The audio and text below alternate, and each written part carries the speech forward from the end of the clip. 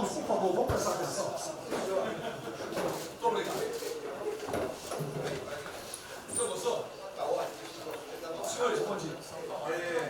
Essa reunião é por solicitação minha ao presidente da República, porque nós iríamos apresentar isso à imprensa, que não foi apresentado, e começaram uma série de especulações sobre esse plano de retomada. Então, eu solicitei ao presidente uma reunião com os ministros, porque o plano não vai ter efeito se todos os senhores não nos ajudarem, cada um na sua área, claro. Tá? Na hora que nós precisarmos das pessoas para a coordenação do plano, o ministério que não colocar uma pessoa realmente que seja envolvida e tenha capacidade para poder coordenar e executar, esse ministério vai ficar mais fraco e aí o plano todo fica meio capenga. Tá? É uma apresentação de 10 minutos no máximo, mas é somente isso. Eu pediria também aos senhores que a finalidade não é reunião de ministros para nós discutirmos nada, é simplesmente para apresentarmos o plano. Como é que saiu essa ideia? Então, eu estava conversando com diversos ministros, entre eles Rogério Marinho, o Tarcísio, inclusive o nome do plano, eu roubei do plano do Tarcísio, né? Pedi autorização a ele e roubei. É um plano Marshall brasileiro. Né? E eu comecei a observar que tinha plano do Ministério de Desenvolvimento Regional, que a economia tem plano, que a saúde tem plano, e não estava havendo uma coordenação, uma sinergia. Então esse foi o motivo dessa reunião aqui. Eu vou procurar ser bem breve no objetivo. Por favor, passa para mim. Muito bom. Passou tudo, acabou. Então vamos acabar.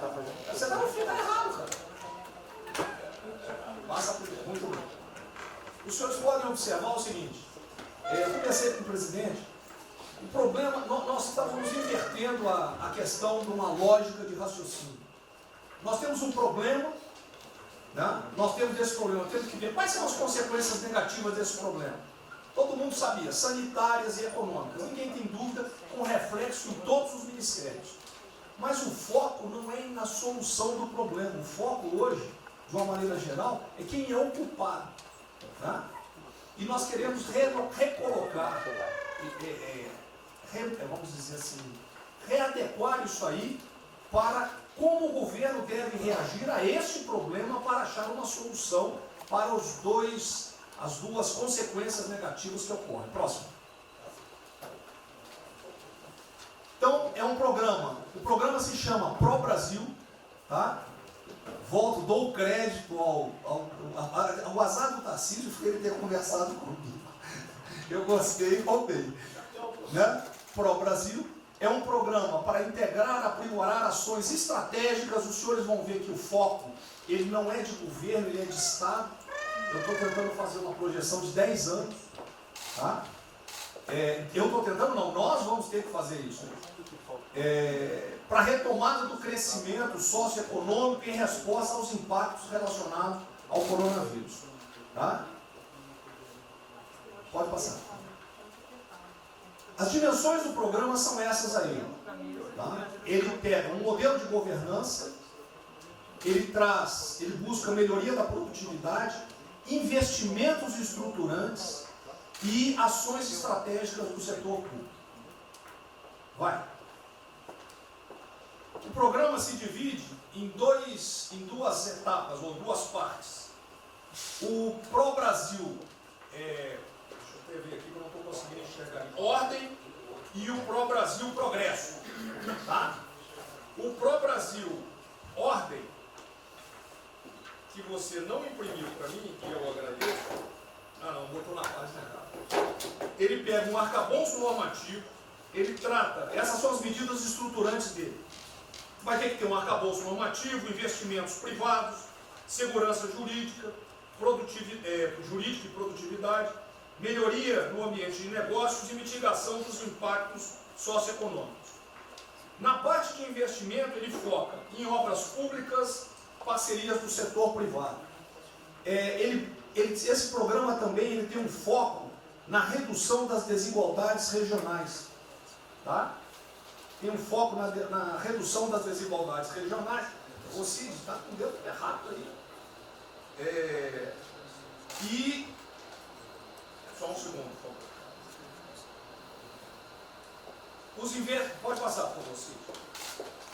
Qual é a abrangência do programa? Os senhores podem observar que ele tem uma parte de infraestrutura, ele tem ações viabilizadoras e tem ações de apoio na lateral.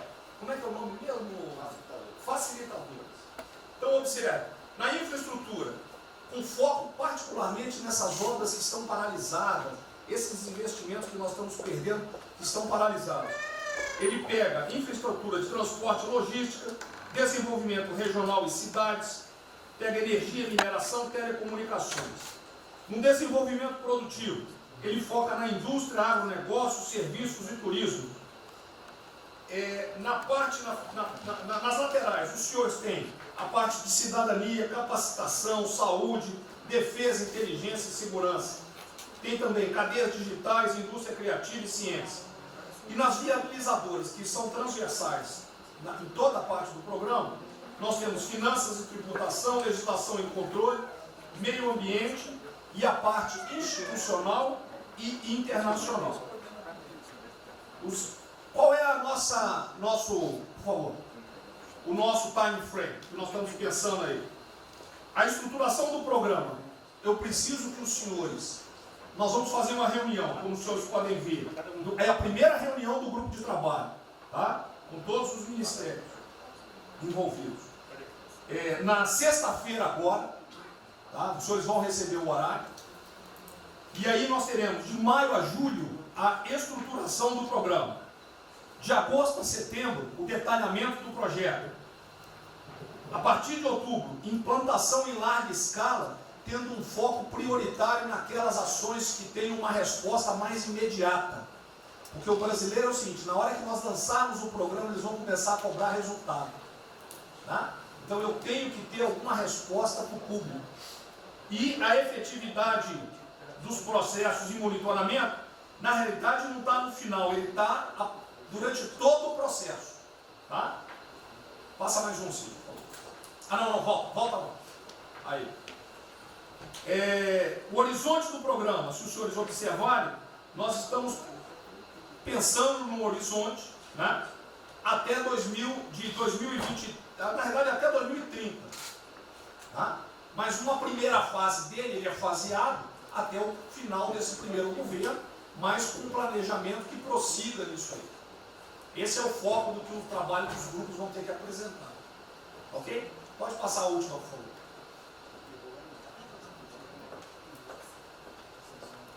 É sem sombra. Certo? Só um layout para os senhores. Então, na sexta-feira, eu solicitaria que os senhores, quando enviassem os representantes, esses representantes já viessem com uma noção dos programas ou do que os senhores pretendem dentro dos ministérios de vocês. Uma primeira ideia, e nós vamos partir disso para elaborar isso aí. O trabalho não será feito aqui é somente uma coordenação. Cada ministério vai fazer e nós vamos coordenar. Presidente, era só isso. Vamos dar a palavra para o Guedes, com todo respeito aos demais, acho que o ministro mais importante nessa missão. Eu queria fazer a primeira observação seguinte: não chame de plano macho que revela um despreparo enorme. Não, isso aqui foi só aqui agora. Então, quando se falou em plano macho, para o Brasil é um nome espetacular. 10, 1000. Plano macho é um desastre. Revela despreparo nosso. Plano macho, por exemplo, os Estados Unidos podem fazer um plano macho para nos ajudar. A China deveria financiar um plano macho para ajudar todo mundo que foi atingido. Então, a primeira linha da equação, a gente tem que tomar muito cuidado, isso é o plano pro Brasil. Nos fala plano macho, é um desastre, vai revelar a falta de compreensão das coisas. A segunda coisa é o seguinte: é super bem-vinda essa iniciativa para nos integrarmos todos. Agora, não vamos iludir.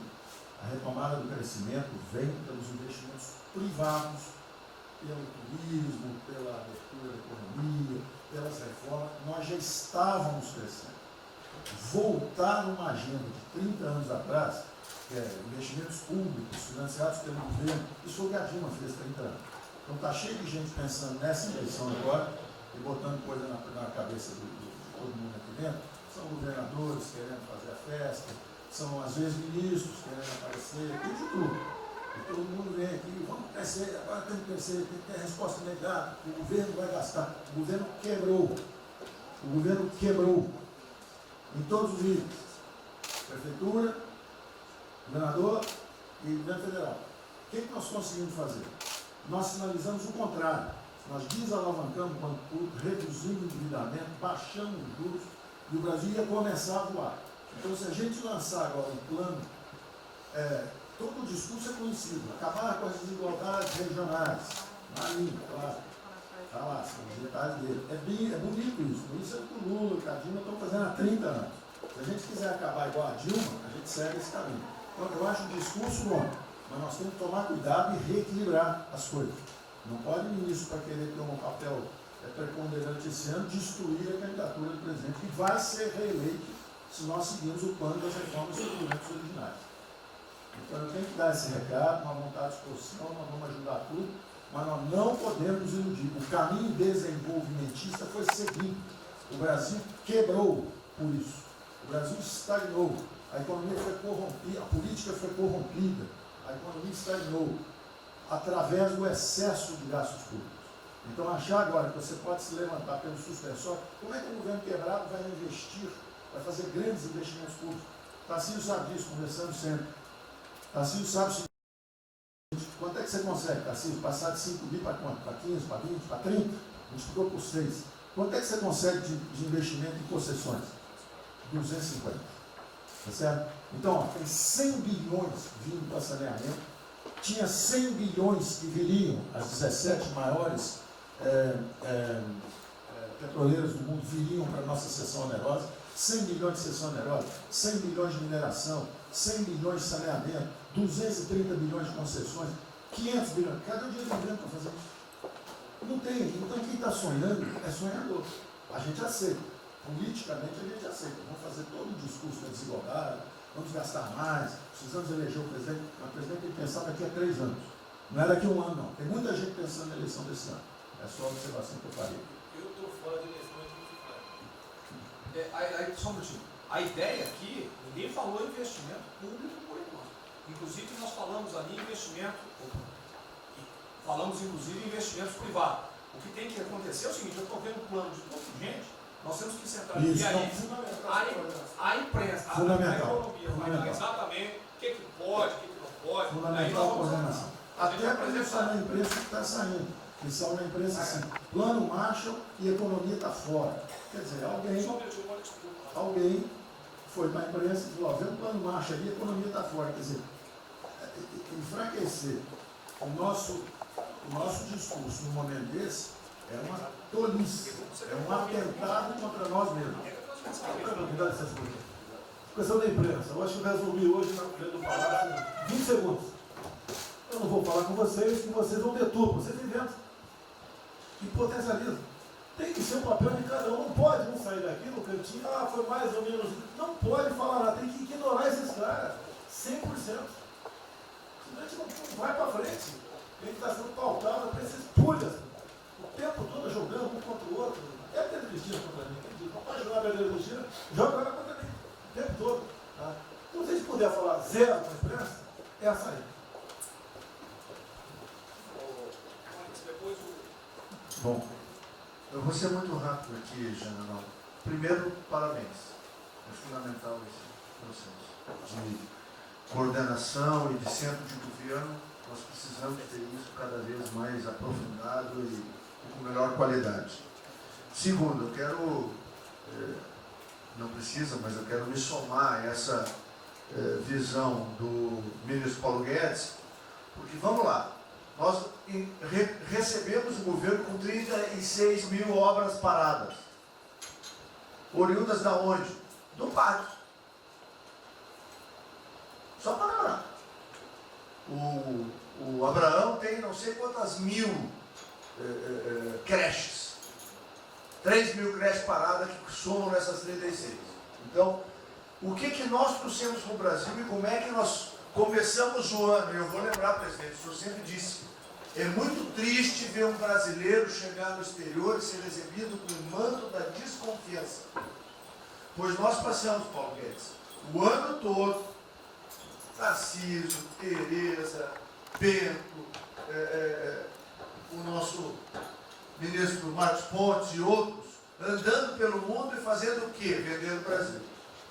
Terminamos o ano, lembra do número, 482 bilhões de investimentos para os próximos 20 anos. Uma boa parte, mineração, petróleo, por aí vai. Recebemos 90 bilhões de bônus de outorga. Nós temos 10 bilhões de dólares do governo da Arábia Saudita que precisa definir onde é que vai votar. Mas o príncipe autorizou. São 50 bilhões de reais. A dinheiro de ouro. Então, eu tenho convicção de que nós temos que continuar fazendo o que a gente vinha fazendo. Ou seja, aprofundando a participação da sociedade. Nós temos uma coisa emblemática aqui, que é a Lei da Liberdade Econômica, que pela primeira vez na história do Brasil, desde que o Brasil é Brasil, o cidadão diante do Estado tem razão, até que o Estado prova ao contrário. Foi isso que fez os americanos, que há 200 anos atrás eram muito mais pobres do que nós, ser muito mais ricos do que nós. Então, o aprofundamento são sim das reformas, é sim ousar e ter uma reforma tributária que baixe o imposto no Brasil, reduz a carga tributária, estou falando sério. A gente nunca discutiu isso entre nós, mas isso tem que caminhar para isso. Por quê? Porque aí nós damos fôlego à iniciativa privada para que ela faça o que tem que fazer e nós vamos ser mediadores desse processo, apenas. E sinceramente, eu acho que todo o nosso esforço nos próximos dias tem que ser como é que nós mantemos a nossa linha, porque nós terminamos o ano, ministro Ernesto, ministro Tarcísio.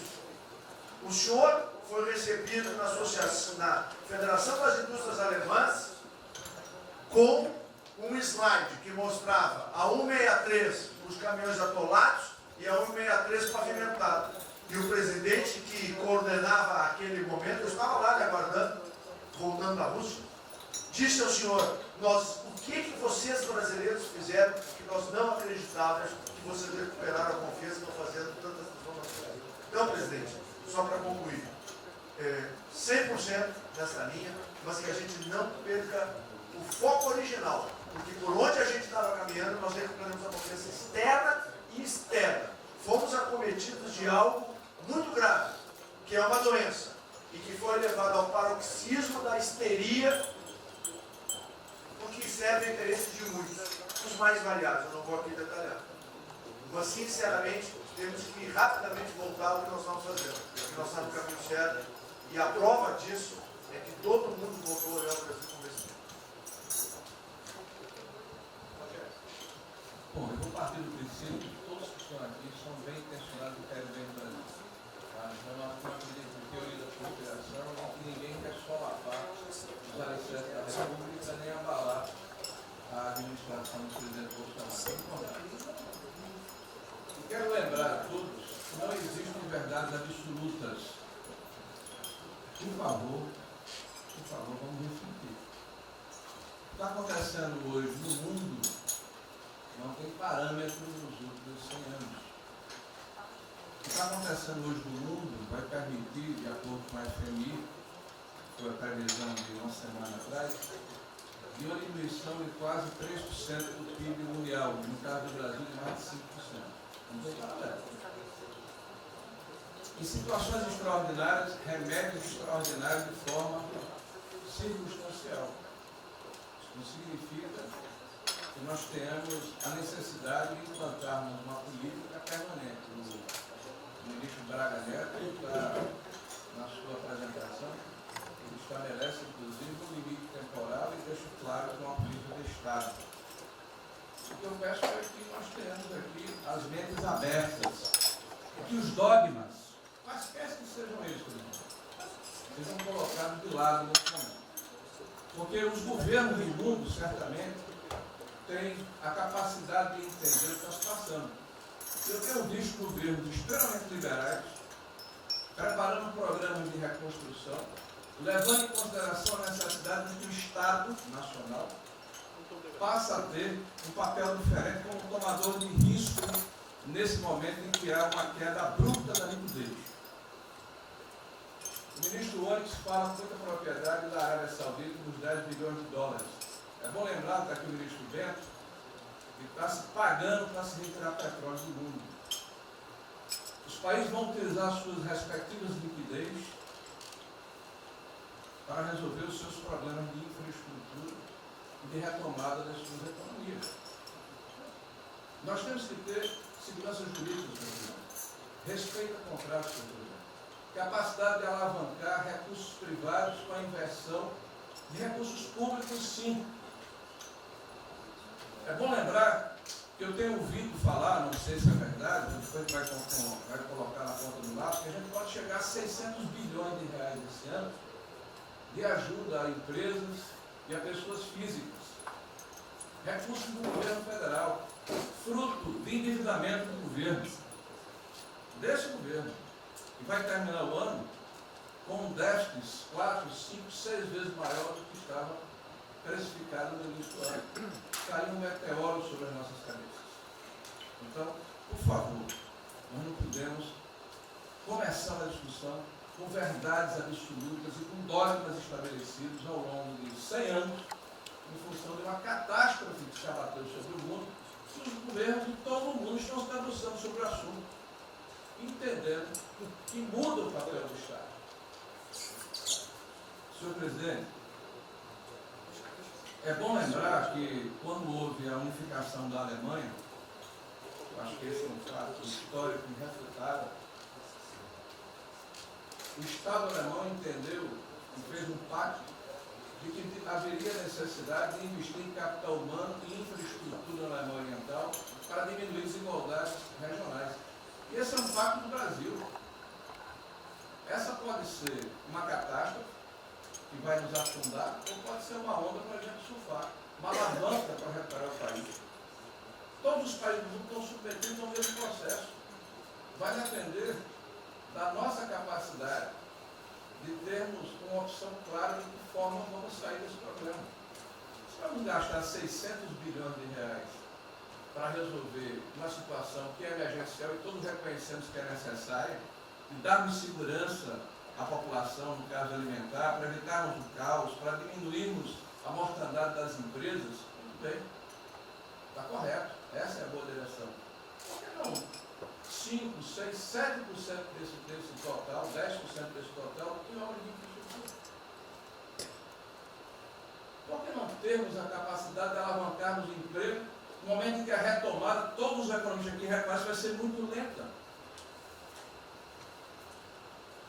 Bom, eu só estou falando isso, presidente, para que nós possamos ter essa discussão sem dogmas, sem verdades absolutas, sem a preocupação de que as coisas continuam como eram antes.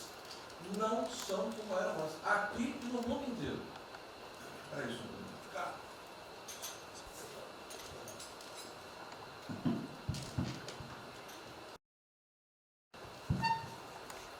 Presidente, estava assistindo atentamente a apresentação do colega Wilson Braga Neto. Na parte final, no slide das questões transversais ao meio ambiente, mas eu acho que o que eu vou dizer aqui sobre o meio ambiente se aplica a diversas outras matérias. Nós temos a possibilidade, nesse momento que a atenção da imprensa está voltada quase que exclusivamente para o Covid e daqui a pouco para a Amazônia. O general Mourão tem feito os trabalhos preparatórios para que a gente possa entrar nesse assunto da Amazônia um pouco mais calçado, mas não é isso que eu quero falar.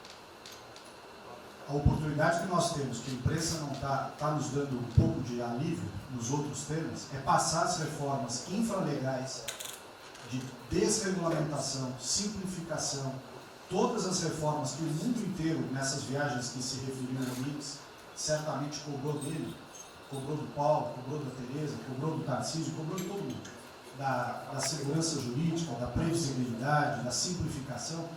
Essa grande parte dessa matéria, ela se dá em portarias e normas dos ministérios que aqui estão, inclusive de meio ambiente, e que são muito difíceis, e nesse aspecto acho que o meio ambiente é o mais difícil de passar qualquer mudança infralegal em termos de instrução normativa e portaria, porque tudo que a gente faz é pau no judiciário, no dia seguinte.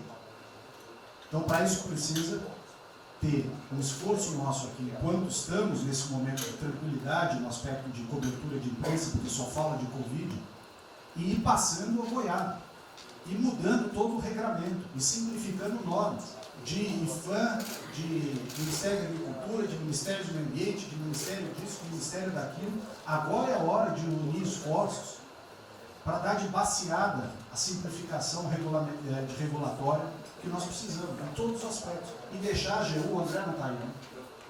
E deixar a AGU de stand-by para cada pau que tiver, que vai ter.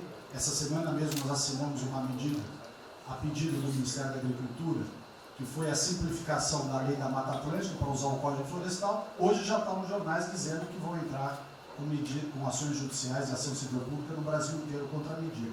Então, para isso, nós temos que estar com a artilharia da AGU preparada para cada linha que a gente avança. Mas tem uma lista enorme em todos os ministérios que têm papel regulatório aqui para simplificar. Não precisamos de Congresso.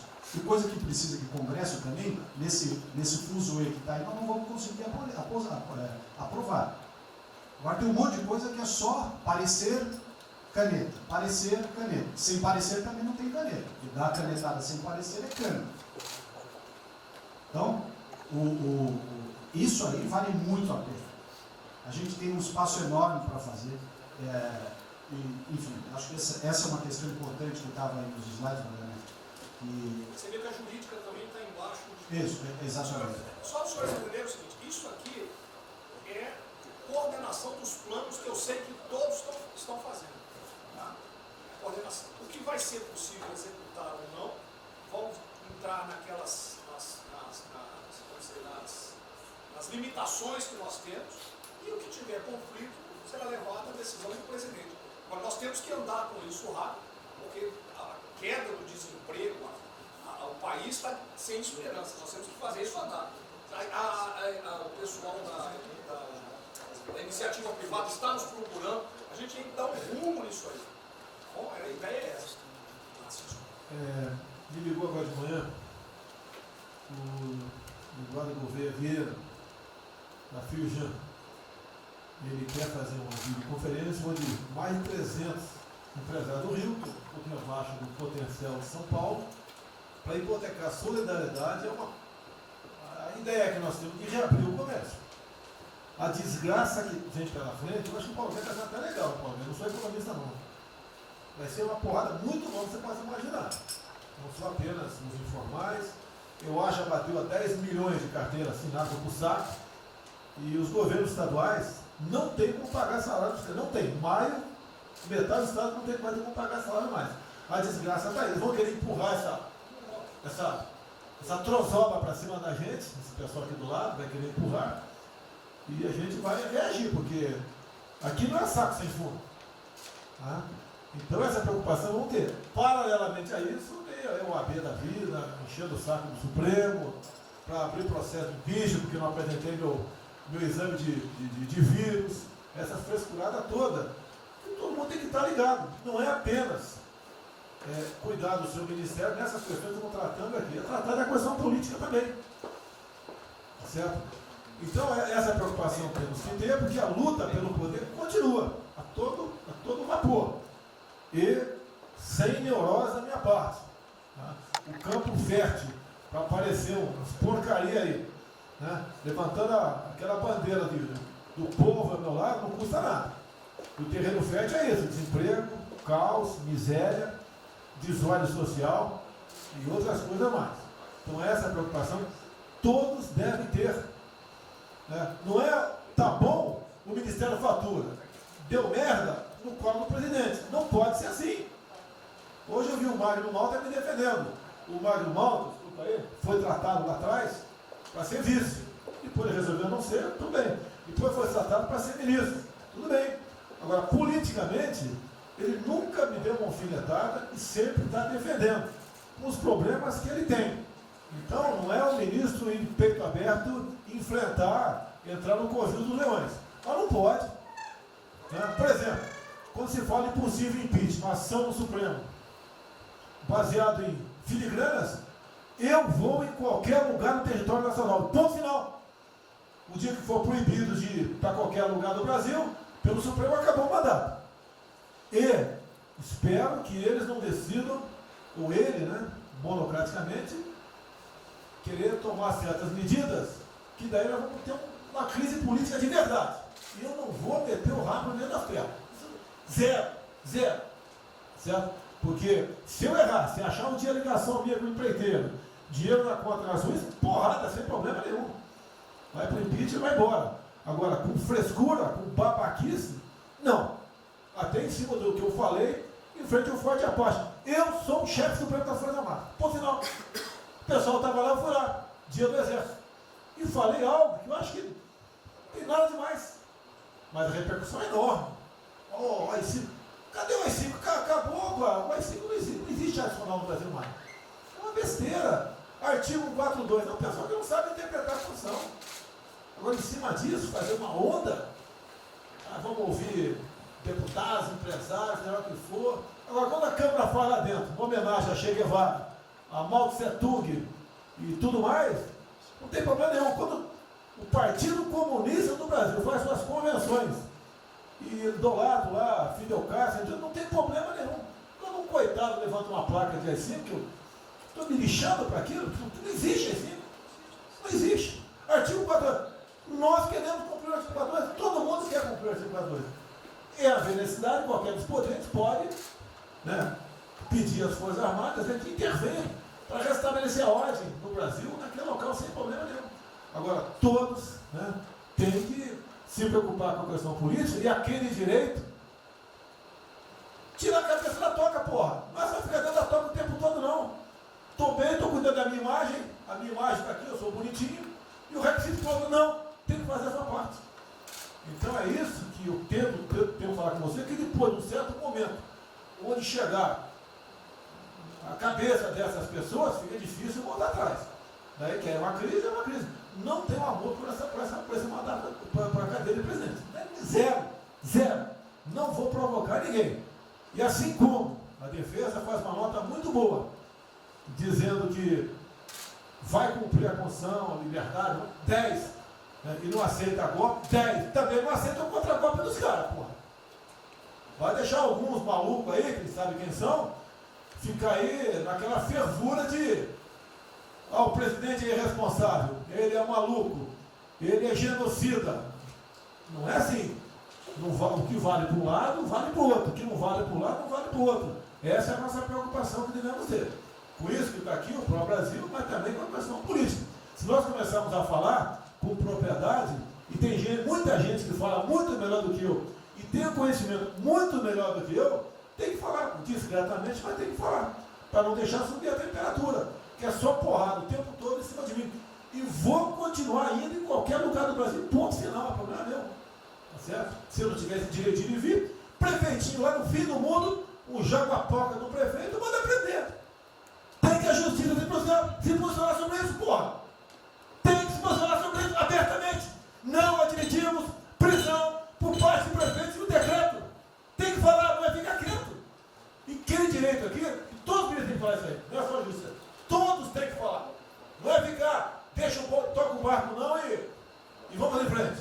Tá? Então é isso que eu apelo a vocês, pô. Essa preocupação, acordem para a política e se exponham. Afinal de contas, o governo não só. E se eu cair, cai todo mundo. Agora, se vai cair um dia, vamos cair lutando, uma bandeira justa, não por uma babaquice de exame antivírus, pô. Pelo amor de Deus, pô.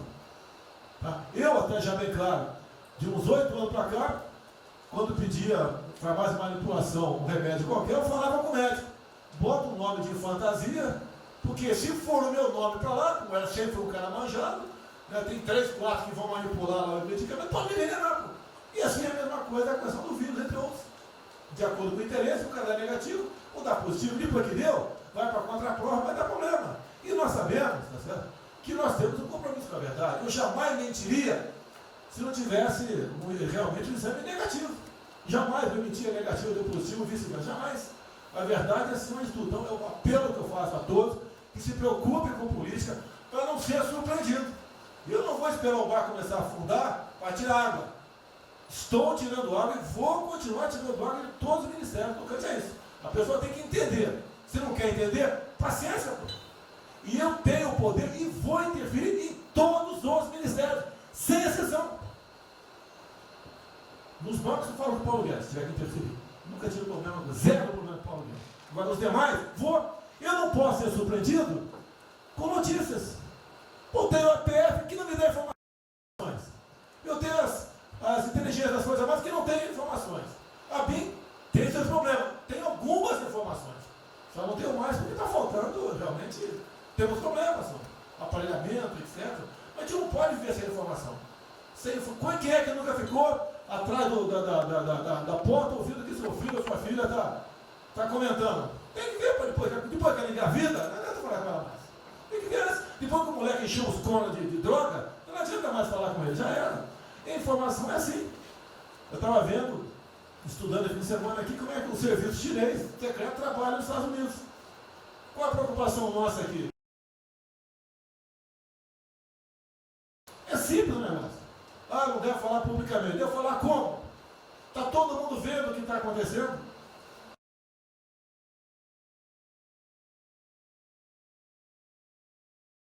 Tudo bem. Você tira do porra. Não tira. É uma realidade. Não adianta esconder mais, tapar o sol com a peneira. Vai em alguns ministérios, tem gente desespantada aqui dentro. Então não quer pregar.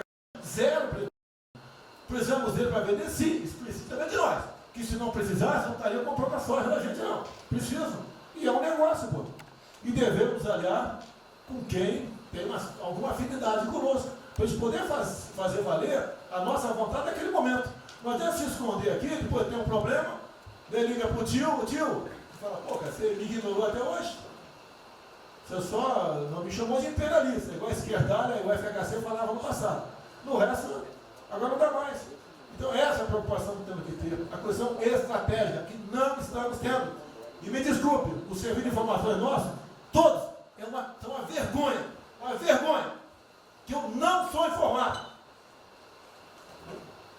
E não dá para trabalhar assim, fica difícil. Por isso, vou interferir. E ponto final, pô.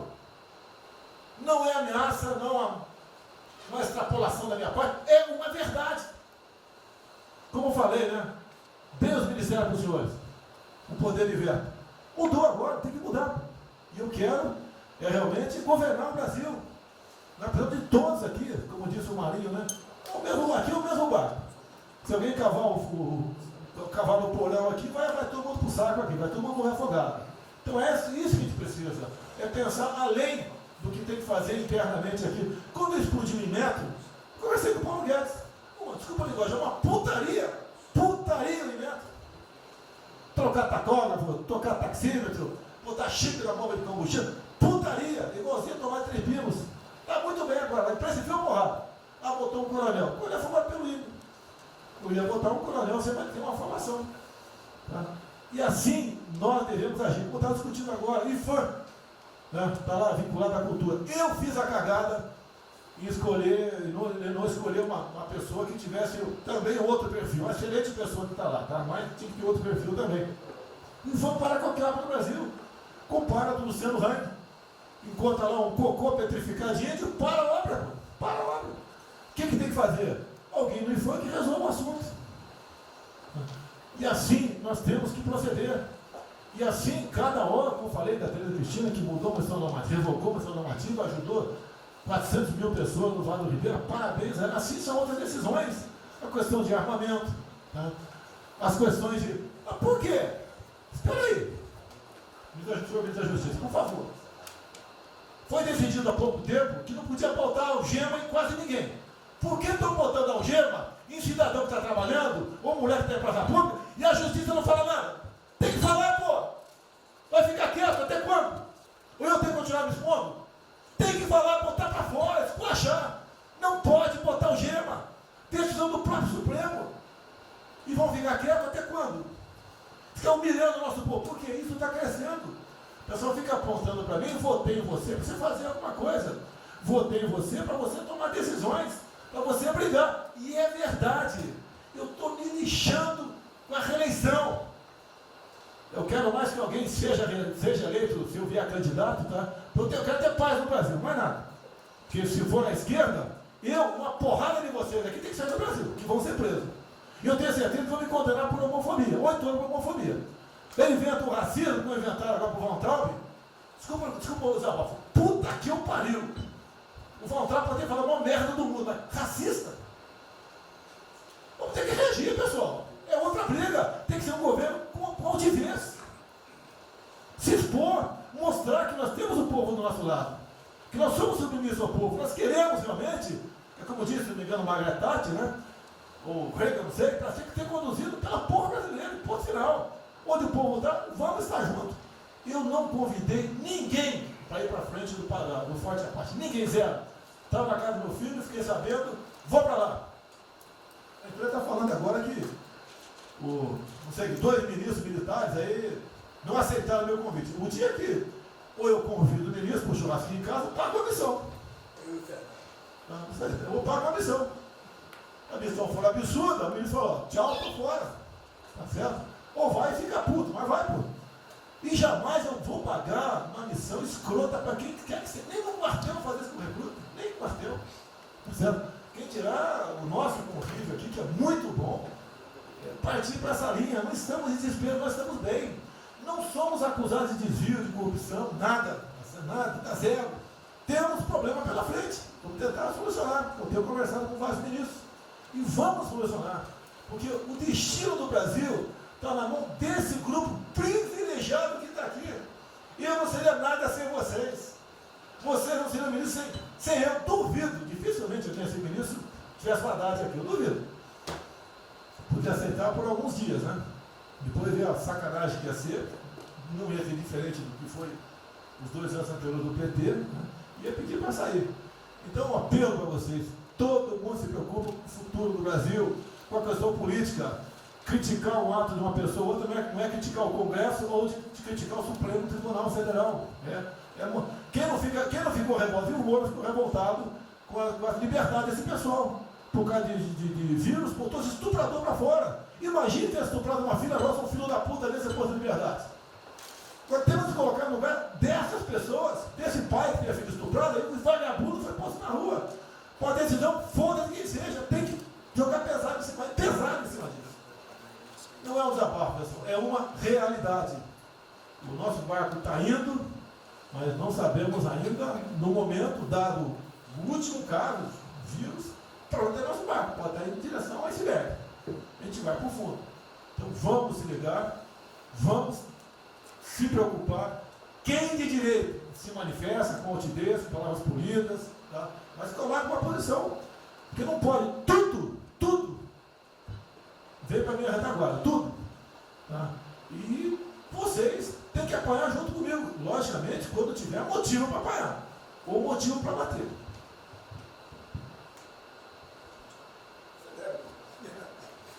Não, eu já caí.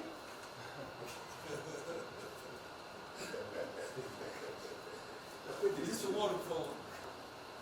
A sequência aqui é o seguinte: o ministro Moro, Montezano, o Nelson e o Paulo Guedes. Aí eu pediria só aos senhores que fossem em pé.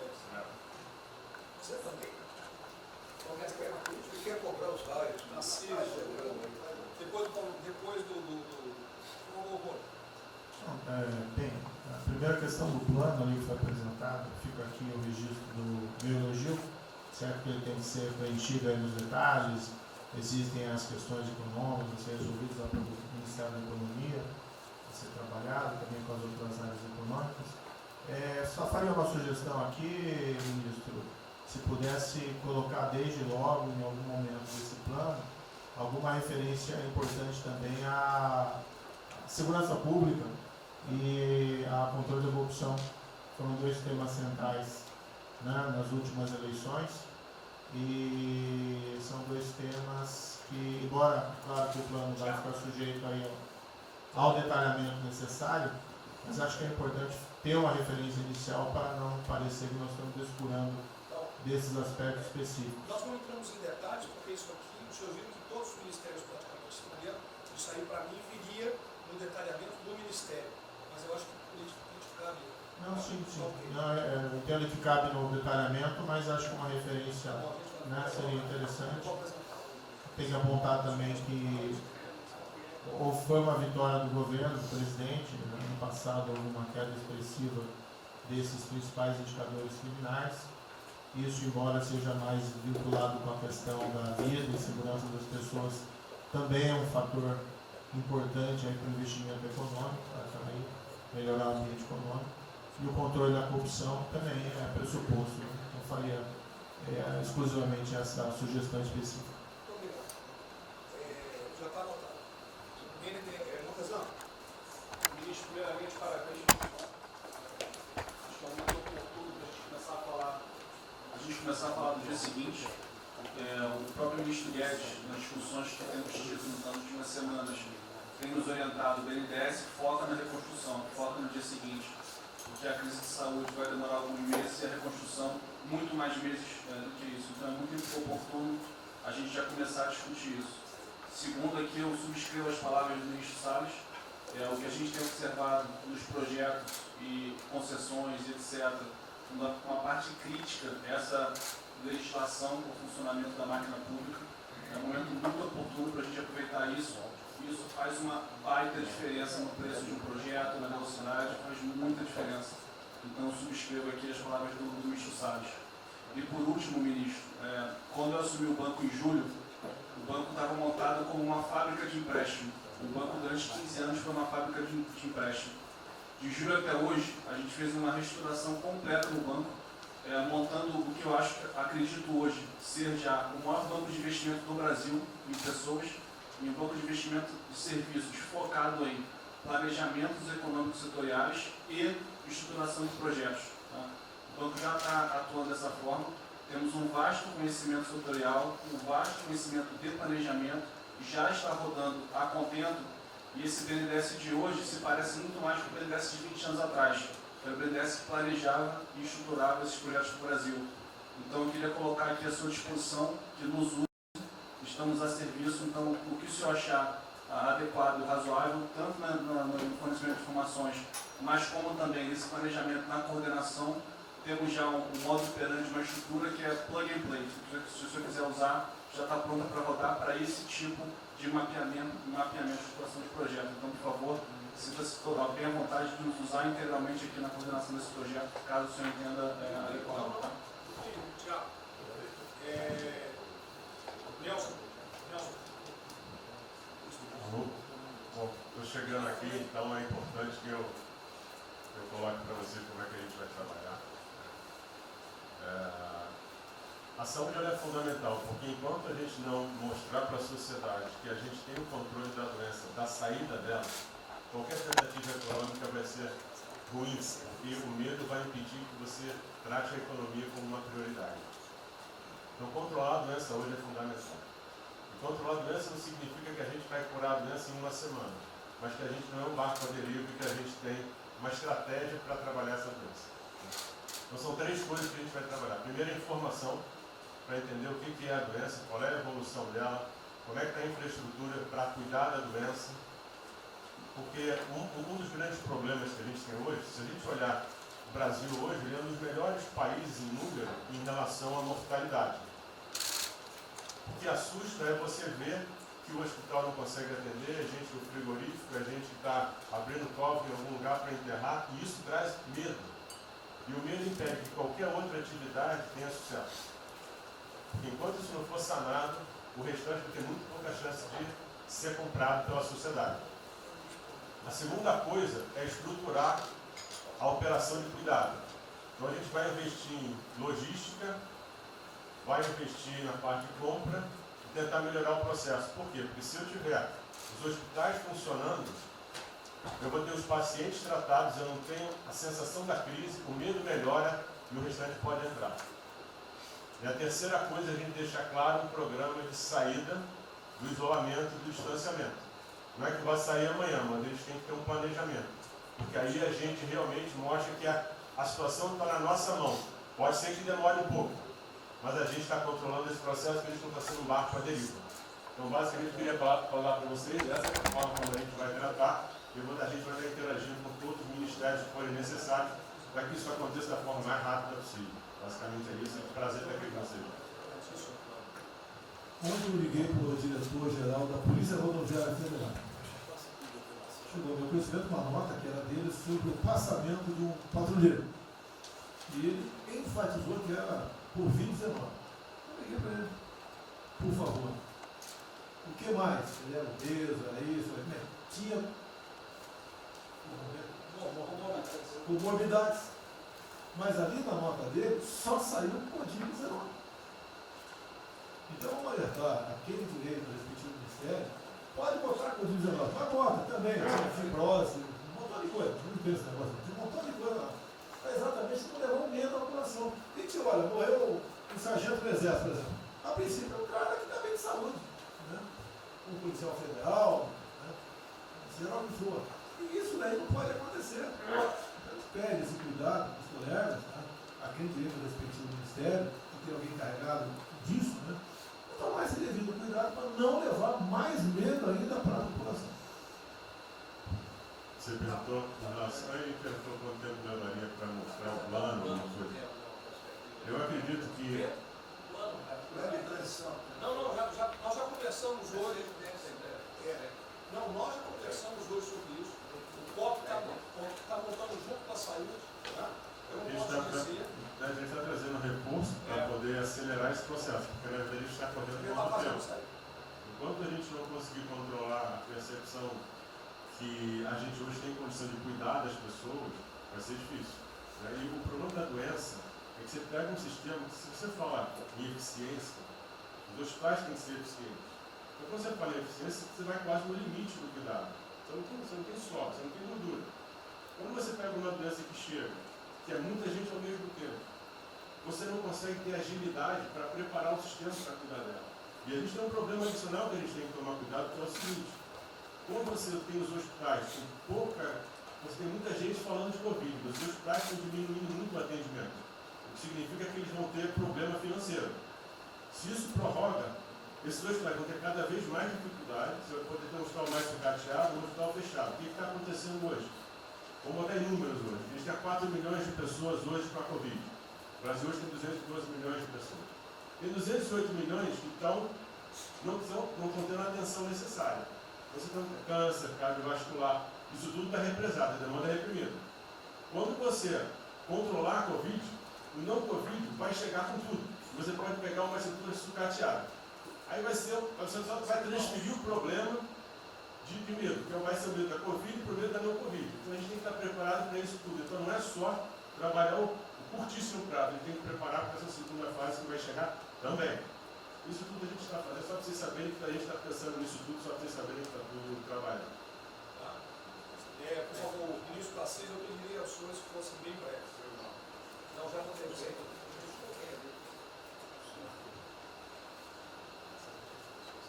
Só para louvar a iniciativa, acho que é importante essa coordenação da Casa Civil. Tenho certeza que é o que a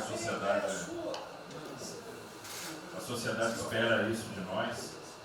A boa notícia é que a gente vem conversando com os investidores, eles estão interessados no nosso programa de concessão. Claro que a gente vai ter que ajustar alguma coisa nos projetos em função da percepção do nível de risco. E a gente vai fazer isso calibrando taxa de retorno, monitorando melhor agora a questão da demanda, reestimando a demanda dos projetos, mas a gente tem certeza que os projetos vão sair. Qual o cuidado que a gente tem que ter? A gente fala em 250 bi de investimento, só que concessão funciona o seguinte: o que a gente contratar agora vai gerar investimento em 2023, 2024, não é imediato. E a gente vai precisar de fazer alguma coisa imediata, e aí tem que ter a inteligência, porque também não adianta. Isso, me dá lá 30 bi por ano, eu não vou gastar, eu não vou usar. Eu não vou ter condição de fazer, de usar isso. Porque nos períodos altos, lá que a gente executou mais, a gente consegue ali ter uma capacidade operacional de executar 13, 14 mil, não mais. E a gente já tem 8 de orçamento aqui. Então, no final das contas, a gente fazendo as contas e vendo o que nós já temos de projeto pronto, o que é necessário, que agrega valor imediato. É um princípio do Maranhão lá, que leva a safra para o Porto de Itaqui, que se acabou. Ali eu posso fazer uma intervenção imediata. E o que a gente vai falar? Estou falando de pegar os 8 que a gente tem e agregar mais 3, mais 4. É essa a conta. Eu acho que isso é realmente necessário para gerar emprego, para dar a resposta que a sociedade está querendo e conjugando isso com investimento privado. As duas coisas têm que andar juntas, né? E aí nós vamos dar um bom retorno. A gente está vendo aí o esforço que o BNDES está fazendo, a gente está fazendo um trabalho magnífico, trazendo o banco, trazendo o privado, o sindicato de bancos, para assumir uma responsabilidade que é deles também. O Banco Central injetou um monte de liquidez aí no sistema, o dinheiro não ficar empossado, e aí preservando o caixa para atuar, né, nesses projetos de estrutura que vai ser fundamental. Então, eu acho que é essa linha que nós precisamos ter, né? E tivemos aí dois caras aí na história recente que pegaram terra arrasada e entraram para a história. Um foi o Roosevelt, o outro foi o Churchill. O terceiro vai ser o Bolsonaro.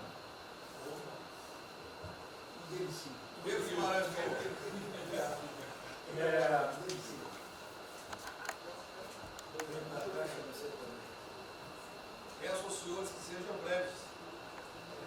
São só 5 pontos muito rápidos. Primeiro, presidente, o maior programa da história do mundo de inclusão social, digital, que nós estamos fazendo nesse governo, pessoas que tomavam dinheiro a 25% ao mês.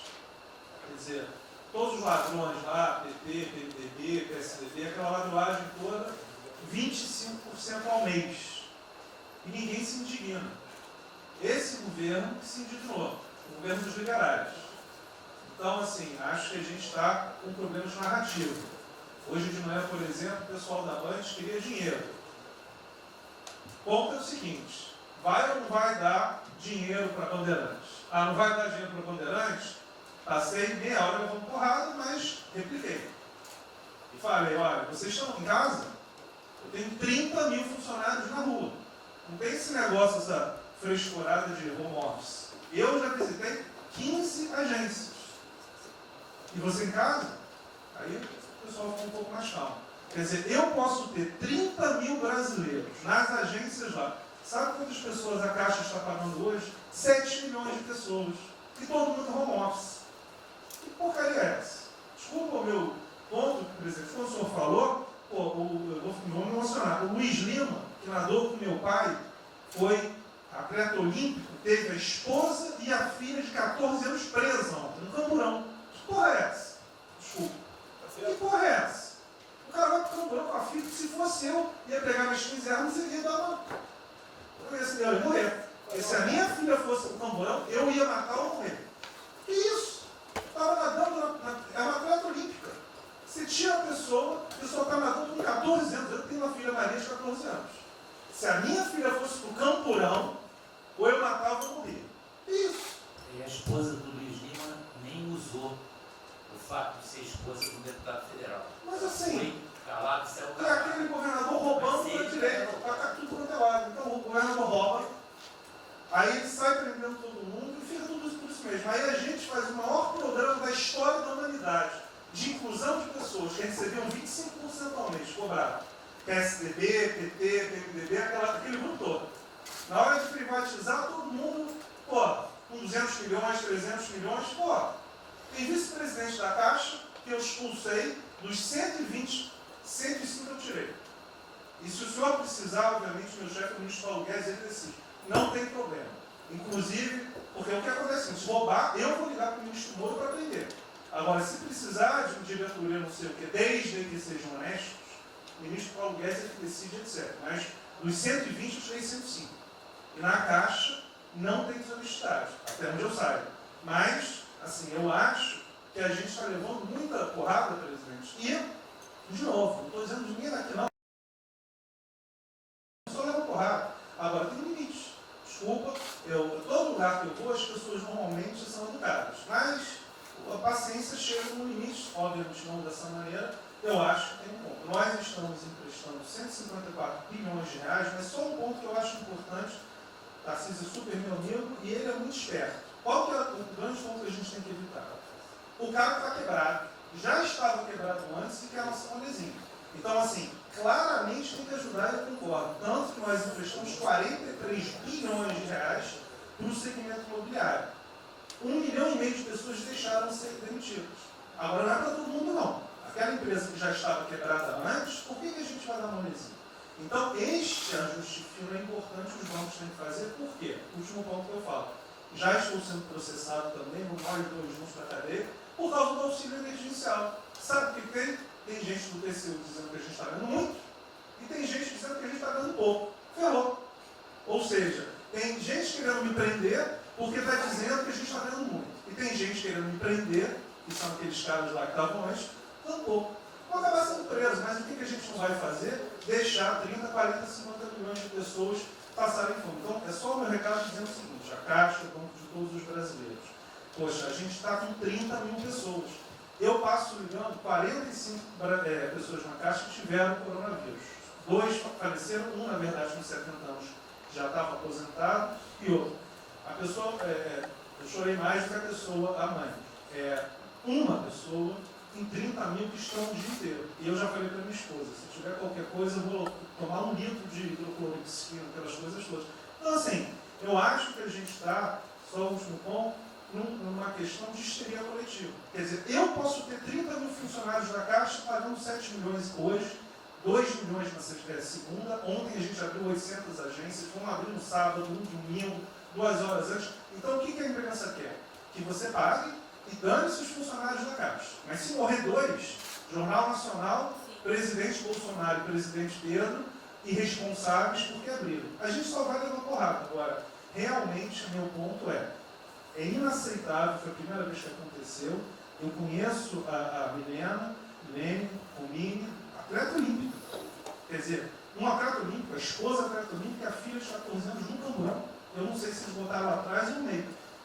E aí você solta o estuprador, então eu acho que realmente tem uma questão. De novo, eu quero só reforçar uma coisa. O ministro Moro, em um dia, resolveu um problema muito importante. Muito obrigado, ministro. O que aconteceu? Os guardas, né, os que ficam dentro da agência, não poderiam, por legislação, estar fora. O que aconteceu? O ministro, 5 horas, resolveu o problema. Então, nos próximos 90 dias, os atendentes da Caixa Econômica Federal, os guardas, vão poder ir para fora para ajudar a fila. Ou seja, tem uma fila, tem 250 agências e tem 500 pessoas na fila. E aí, com a ajuda do ministro Moro da Polícia Federal, eles emitiram uma portaria. Então, só para finalizar, quero agradecer o ministro. Esse é um registro aí, até foi fácil de resolver, foi a Polícia Federal que resolveu. Ministro Ernesto, por favor. Volta a pedir que sejam breves. Obrigado. Rapidamente, sobre o plano. A dimensão internacional do plano, evidentemente, é fundamental, já está contemplado. Eu queria mencionar o seguinte: eu acho que é fundamental que essa dimensão internacional não seja simplesmente uma adaptação nossa ao cenário internacional, mas que ela leve em conta a capacidade que o Brasil hoje tem de influir no desenho de um novo cenário internacional. Eu estou cada vez mais convencido que o Brasil tem hoje as condições, tem a oportunidade de se sentar na mesa de 4, 5, 6 países que vão definir a nova ordem mundial.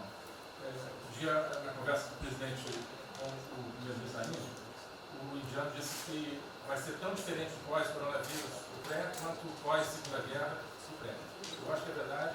E assim como houve um Conselho de Segurança que definiu a ordem mundial, 5 países depois da Segunda Guerra, vai haver uma espécie de novo Conselho de Segurança, e nós temos dessa vez a oportunidade de entrar nele e acreditar na possibilidade do Brasil influenciar, ajudar a formatar um novo cenário. E esse cenário, acho que tem que levar em conta o seguinte: estamos aí revendo os últimos 30 anos de globalização. Vai haver uma nova globalização. O que aconteceu nesses 30 anos? Foi uma globalização cega para o tema dos valores, para o tema da democracia e da liberdade. Foi uma globalização que a gente está vendo agora, criou um modelo onde no centro da economia internacional está um país que não é democrático, que não respeita os direitos humanos, etc. Essa nova globalização acho que não pode ser cega. Tem que ser uma globalização, tem que ser uma estrutura que leve em conta, claro, a dimensão econômica, mas também essa dimensão da liberdade e do valor.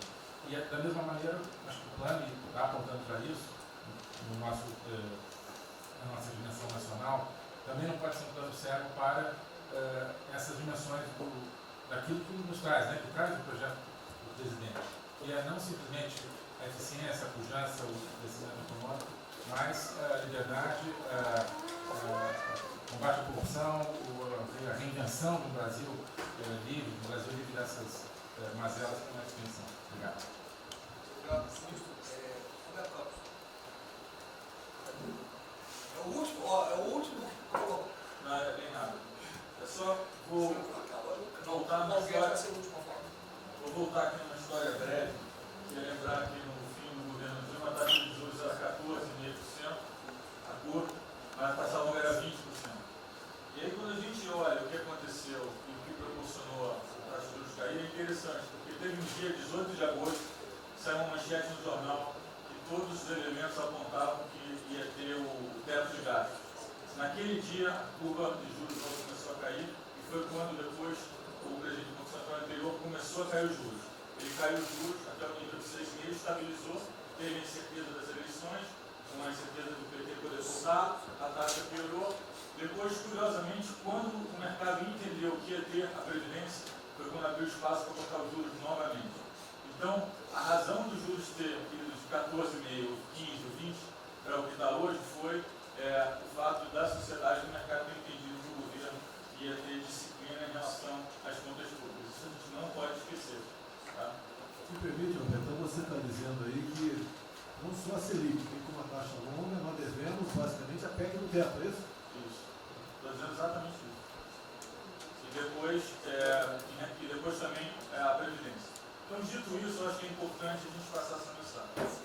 Um outro tema só, aí em relação ao plano, 3 pontos só que eu acho importante. A gente tem feito reuniões entre os banqueiros centrais de vários países do mundo, quase todas as semanas. Eu acho que tem 3 pontos que são importantes. Primeiro, existe um consenso hoje que o mundo privado está com muito medo de tomar risco. Então, que não vai ter como ter uma saída rápida sem que o governo não entre de alguma forma tomando risco. Porque o mundo privado está com medo de tomar risco pelo fator medo. Que é o fator que o doutor mencionou, que eu acho que é muito importante. Se amanhã você permitir todo mundo no estádio de futebol, que é um jogo, será que todo mundo vai sair de casa e vai? Qual é o fator medo? E o fator medo é interessante, porque quanto mais informação você tem, mais medo você tem. Porque a mídia joga medo. Então você tem hoje uma classe mais alta que tem mais medo que a classe mais baixa, exatamente porque eles têm mais acesso à informação e a informação enviesada. Então, o primeiro ponto é esse tomar risco. O segundo ponto rápido é um tema que eu acho que está muito crescendo também, crescendo bastante, que é a análise, que a gente chama de análise intertemporal. Quando você faz uma ajuda, quando o governo faz um gasto, geralmente acontece 2 coisas. Ou você bota fundo perdido, ou seja, esse gasto não vale nada, e aí vai ter um reflexo na economia, na taxa de juros, ou as pessoas exageram falando esse gasto vai ser um multiplicador. Provavelmente não é nenhuma coisa nem outra. O que eu acho que falta de analisar os gastos do governo é o quanto desse gasto que eu recupero lá na frente, via preservar empregos, via manter uma empresa viva, que ia morrer. Então, eu acho que falta análise completa do gasto. O gasto nunca é fundo perdido. Também ele nunca é muito multiplicador, ele é um meio do caminho de uma coisa e outra. E o que eu acho que falta é a análise de eu vou gastar tanto e esse gasto vai ter essa efetividade. Por exemplo, existe uma percepção do mercado que dinheiro para o governador e prefeito é dinheiro jogado fora. Pode ser que seja mentira, mas existe essa percepção hoje. E tem vários vídeos rodando por aí, os senhores devem ter visto, de que o dinheiro vai para a prefeitura e não vai parar, porque vai em bem intangível, é difícil de controlar. Vai em programa que a pessoa nunca tem como monitorar. Então, acho que é importante esse tema de fazer essa análise temporal e ver realmente qual é a eficiência do gasto. E por último, último ponto, conversando com investidores, a gente tem feito isso, inclusive nós fizemos uma conversa, 2 bancos centrais com investidores, inclusive de infraestrutura, e o problema principal que aparece em toda a conversa no Brasil, do investidor privado, é que no passado, toda vez que o investidor privado entrou, teve muita sacanagem. O tema da governança é super importante. Então, eu estava conversando com o Marinho, a coisa mais importante desse projeto, na minha opinião, é garantir que a governança é boa. O investidor privado tem certeza que ele vai estar junto com o governo, ou ele vai estar em grande parte tomando risco, às vezes o governo vai tomar um pouquinho, mas que é uma coisa que ele não precisa se preocupar na frente da governança. E o jeito de melhorar a governança é colocar agentes internacionais que fazem governança mundial. A gente conversou um pouco sobre isso, só isso. Obrigado. Obrigado. Ministra Damares, por favor. Perdão, Marcelo já falou? Não. Ministra Damares. Ministro, parabéns pela ideia, mas eu preciso lembrar e eu preciso fazer sempre isso para que a gente não perca o foco, a questão de valores, ministro. Esse governo tem o pilar dos valores. Não se pode construir nada neste governo sem a gente trazer valores. Nós estamos sabendo, e a gente está falando o tempo todo, que nós não seremos mais os mesmos depois dessa pandemia. O mundo não será mais o mesmo, nós não seremos mais o mesmo, e nós vamos ter que fazer uma revisão de políticas públicas no mundo todo e no Brasil. Nós vamos ter que nos reinventar, com certeza. Neste momento, o que nós estamos vendo aqui no nosso comitê? Nós estamos buscando dados e não estamos encontrando dados. Nós recebemos um governo que não tinha dados, os dados que nós tínhamos eram falsos, mentirosos. Um Brasil de achismo, um Brasil de talvez, eu acho que é, talvez sim, talvez não. Políticas públicas construídas até agora nessa nação em cima de talvez e de achismo.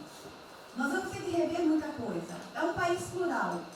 Quando a gente vai buscar os povos tradicionais agora para a gente construir enfrentamento ao coronavírus, nós descobrimos, ministros, que nós temos 1.300.000 ucranianos no Brasil. Ninguém nunca falou de ucranianos para nós no Brasil. Com a sua cultura totalmente preservada no Brasil. Nós estamos com 1.500.000 ciganos e eu falava de 1.300.000 e são 1.500.000 ciganos. Nós estamos... Então, presidente, nós vamos ter que rever muita coisa na aplicação das nossas políticas públicas no Brasil.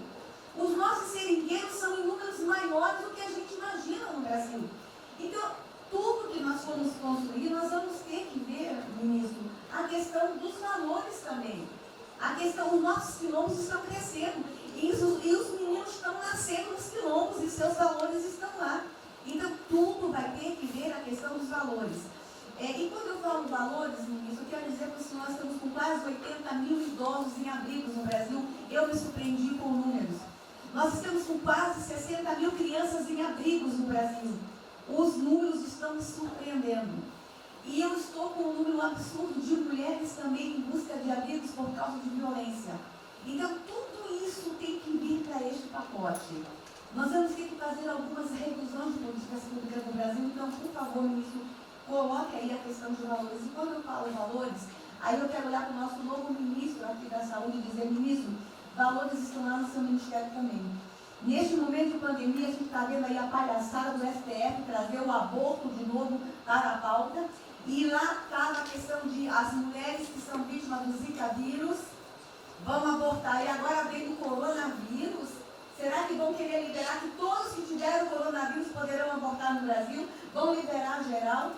O seu ministério, ministro, está lotado de feminista que tem uma pauta única, que é a liberação de aborto. Quero te lembrar, ministro, que está chegando agora, este governo é um governo pró-vida, é um governo pró-família. Então, por favor. E aí, quando a gente fala de valores, ministro, eu quero dizer que nós estávamos sim no caminho certo. A gente não precisa reinventar muita coisa, não. E eu quero citar aqui um exemplo da política indigenista como este governo estava construindo. Todo mundo começou a dizer, a esquerda começou a falar, que o coronavírus iria dizimar os povos indígenas no Brasil. O primeiro óbito, dia 12 de abril, sabe o que é isso? A forma como nós estávamos conduzindo a política indígena no Brasil.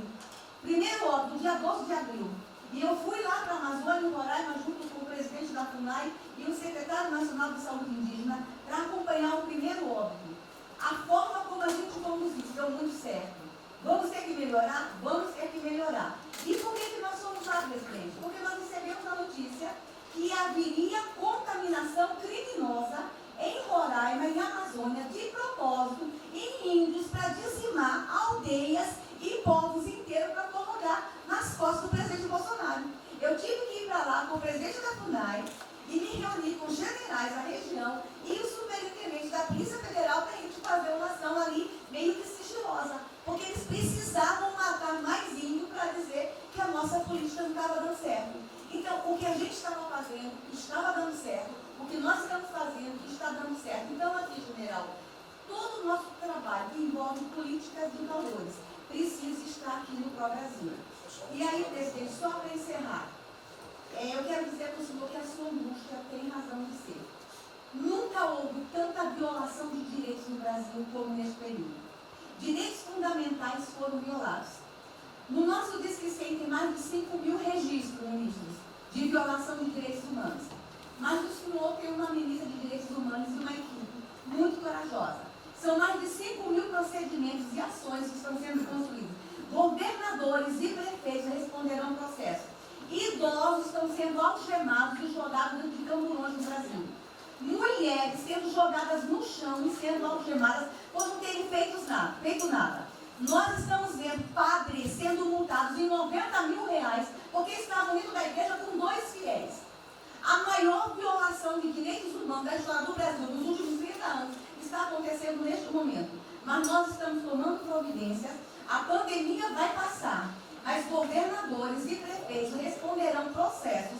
E nós vamos pedir, inclusive, a prisão de governadores e prefeitos. E nós estamos subindo o tom. E discursos estão chegando. Nosso ministério vai começar a pegar pesado com governadores e prefeitos. Nunca vimos o que está acontecendo hoje. Se eles falavam que nós éramos violadores de direitos, eles estão. Inclusive, o governador Wellington agora, ontem, determinou que a polícia poderá entrar nas casas. Vocês não imaginam o que ele vai fazer. Poderá entrar assinou. A polícia poderá entrar na casa sem mandato. Então, assim, as maiores violações estão acontecendo nesses dias. Então, nós estamos fazendo enfrentamento de mais de 5 procedimentos. O nosso ministério já tomou a iniciativa e nós estamos pedindo, inclusive, a prisão de alguns governadores. Então, está aí algumas respostas. Valores. Posso por favor. Valores. Posso falar? Pode falar. Vamos dar mais. Houve aqui uma apresentação, uma representação do ministro Paulo Guedes, que a senhora vai receber mais dinheiro. Obrigada. Ministro Marcelo, por favor. Obrigado, vou ser bem breve também. Primeiro, parabenizar o ministro Braga Neto pelo... Eu queria só deixar uma coisa seguinte, eu fico bem, cara. Não é trabalho meu, é trabalho da equipe e eu roubei ideia de um monte de gente. Eu roubei ideia aqui, ali, eu roubei ideia, tá? Eu aproveitei a ideia, só coordenei. Um cronograma importante do projeto, obviamente, todos os ministérios, como o Ministério do Turismo também, já estamos finalizando até amanhã esse programa de retomada. E, presidente, o turismo, obviamente, ele tem uma importância muito grande para a economia, o Paulo Guedes sabe disso, mais de 8%, ou seja, quase 10% do PIB nacional é turismo. E o presidente falou que vai extinguir o Ministério porque o turismo acabou. Agora precisa do Ministério mais do que nunca, presidente. O turismo ele vinha numa crescente muito importante. O ano de 2019 cresceu 2,6%, enquanto a economia cresceu 1%, gerou 163% a mais de emprego do que o ano de 2018. E, obviamente, no meio dessa pandemia, foi o primeiro a ser impactado de forma brutal. O Rogério Marinho sabe bem disso e nos ajudou muito aí. Quero aproveitar para agradecer o Paulo Guedes, a Marinho também nos ajudou muito nesse processo, de contemplar, ou seja, de ter um plano de ação que viesse evitar o desmonte do setor do turismo, porque grande parte das empresas do turismo passou de um fluxo de caixa de 100 para 0 de um dia para o outro. Então, ações como a suspensão de contrato de trabalho, o ministro Moro também agradeço, teve uma ação fundamental do setor, que foi uma medida provisória que contemplasse ambas as partes, tanto o consumidor quanto as empresas, através da Senacom, que impediu judicializações em massa, porque aquela pessoa que comprou o ingresso de um show ou um pacote turístico, ela, se fosse para cima das empresas ainda para pedir o reembolso de imediato, isso seria catastrófico, geraria mais desemprego ainda. Essa medida provisória garantiu que as empresas pudessem ter um fôlego, um prazo aí de até 12 meses para fazer esse reembolso. O terceiro ponto foi a questão dos créditos, que está terminando de ser fechado junto ao BNDES. Agradeço muito aí também o Montesano, a Caixa Econômica também, o Pedro, o ministro Paulo Guedes, que o entrave maior estava na questão das garantias, mas a gente está conseguindo finalizar esse modelo de crédito para contemplar a todos, desde o MEI ao micro, pequeno, médio, o grande empresário no Brasil do setor do turismo. O setor, presidente, ficou muito feliz, se sentindo contemplado com todas essas ações e medidas por parte do governo federal. O setor do turismo no Brasil fizeram cartas com as principais associações agradecendo a postura do governo federal em relação a isso. Eu quero, presidente, falar um assunto aqui que talvez seja muito polêmico, mas eu acho que importante esse debate nesse momento. Aí eu falo também para a ministra Damares, que eu sei que é uma pauta muito sensível também a ela, que é a questão, presidente, porque o Ministério do Turismo agora tem que ter um planejamento, um plano de atração de investimentos, que é o que gera emprego, renda, é o que ajuda, obviamente, a economia do Brasil. E para isso, presidente, eu acredito que é um momento propício nesse planejamento da retomada discutir os resorts integrados. Não é legalização de jogos, não é bingo, não é caça-níquel, são resorts integrados. Obviamente, presidente, uma pauta que precisa ser construída, ainda mais estou olhando para um cara que veio para mim. A pauta precisa ser construída com as bancadas da Câmara, tanto a evangélica quanto a católica, mostrando ou desmistificando vários mitos que giram em torno disso. Não sei se o ministro Paulo Guedes concorda. Nós temos a possibilidade de atrair pelo menos 40 bilhões de dólares para o Brasil só de outorgas, de investimentos imediatos para essa pauta. Mas o que precisa ser feito, presidente, é realmente desmistificar a questão de evasão de divisas, de lavagem de dinheiro, de tráfico de drogas, e para isso eu sugeriria que nesse debate pudéssemos contar com o Ministério da Justiça, através da Polícia Federal, o Ministério Público na mesa, a Receita Federal, os órgãos de controle, mas obviamente, presidente, uma pauta que só levaremos para frente se a gente conseguir pacificar ou nos fazer entender pela bancada evangélica, pela bancada católica, para que não haja uma distorção na comunicação disso. Tem que ser um projeto muito bem feito, que eu acredito que pode ser, nesse processo da retomada, uma grande oportunidade para o Brasil atrair grandes complexos, dos quais apenas 3% são utilizados para os cassinos. E outra, isso não tem impacto diretamente nenhum na família dos trabalhadores brasileiros. Tá diabo. Não, não é bem isso não. Eu vou ter que começar a desmistificar para dar mais aqui. Estou vendo isso. Então, presidente, aqui não estou dizendo que a gente tem que colocar isso como um projeto de governo, obviamente, mas abrir esse debate em torno dos resorts integrados. Tá. E para finalizar, presidente, o ministro Nelson, prazer estar aqui com o senhor a primeira vez, a gente fez um projeto muito bem elaborado, né, dentro do comitê de operações, que visa fazer com que os hotéis possam abrigar os profissionais de saúde, e só os profissionais de saúde. A questão do anterior do Ministério, por 2 vezes eu mandei a mensagem, não se manifestou, não se interessou, mas eu acredito que é um projeto que pode, sobretudo, trazer para o governo federal uma boa visibilidade dessa preocupação de quem está na linha de frente de combate, que são os profissionais de saúde. Visando 2 coisas, eu já vou terminar, que é primeiro melhorar essa logística do profissional de saúde, que sempre tem um hotel próximo ao hospital, aos hospitais, e também a preservação da família desses profissionais, mostrando, obviamente, a sensibilidade do presidente Jair Bolsonaro na preocupação com essas vidas desses profissionais. Obrigado. Parece que é hoje às 16 horas. Uma reunião marcada para a gente discutir isso aí. Saúde e turismo. Penúltimo debatedor, o ministro Weigel. Obrigado. Em 3 anos, obrigado. Em 3 anos, através do Onix, eu conheci o presidente. Nesses 3 anos eu não pedi uma única conselho, não tentei promover minha carreira, me ferrei na física, ameaça de morte na universidade, e o que me fez naquele momento embarcar junto era a luta pela liberdade. Eu não quero ser escravo nesse país e acabar com essa porcaria que é Brasília. Isso aqui é um campo de corrupção, de privilégio. Eu tinha uma visão extremamente negativa de Brasília. Brasília é muito pior do que eu podia imaginar. As pessoas aqui perdem a percepção, a empatia, a relação com o povo. Se sentem inexpugnáveis. Eu tive o privilégio de ver a mais da metade desse time chegar. Fui secretário executivo do ministro Onix. Eu acho que a gente está perdendo um pouco desse espírito. A gente está perdendo a luta pela liberdade. É isso que o povo está gritando. Não está gritando para ter mais Estado, para ter mais projetos, para ter mais... O povo está gritando por liberdade. Ponto.